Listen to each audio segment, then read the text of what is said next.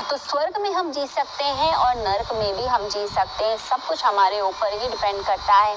तो गीता अपने आप में अद्भुत है। गीता मनुष्य की अंतरतम स्थिति को, यानी कि जो उसकी आंतरिक स्थिति है, जो मनोस्थिति है, उसको समझने का प्रयास करती है कि मनुष्य अंदर से कैसा है, उस मनुष्य को कैसे हम परिवर्तित करें, उसे उच्च अवस्था में कैसे लेकर जाएं।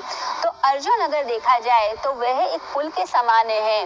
वह इस समय प्रकाश की यात्रा की तरफ एक कदम बढ़ा रहा है, प्रकाश की तरफ होना चाह रहा है, यानी पशु से वह परमात्मा की तरफ यात्रा कर रहा है।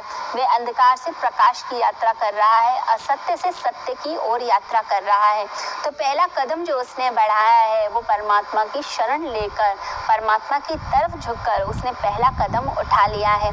तो जब कोई व्यक्ति पहला कदम उठाता है उस समय बहुत सारे संदेह, बहुत सारे डाउट्स भी उसको आ रहे होते हैं। जैसे हम किसी एक बीज को देखें तो वो बीज जो है, अगर उसको धरती में बो दिया जाए तो उस बीज का अंकुरण हो जाता है। जब बीज था तो वो निश्चिंत था, कहीं भी उठाकर किसान उसको पटक देता था।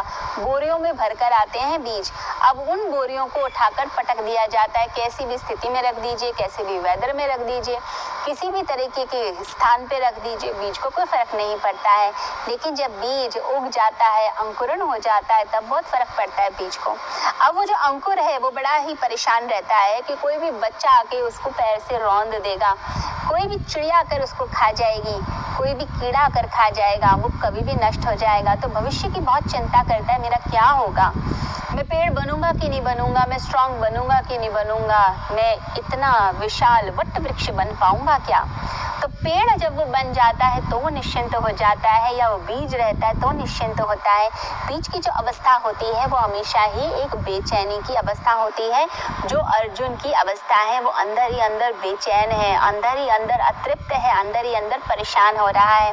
तो हर व्यक्ति की जिंदगी में ऐसी स्थिति आती है जो वो अंदर ही अंदर परेशान हो रहा होता है, अंदर ही अंदर दुखी हो रहा होता है।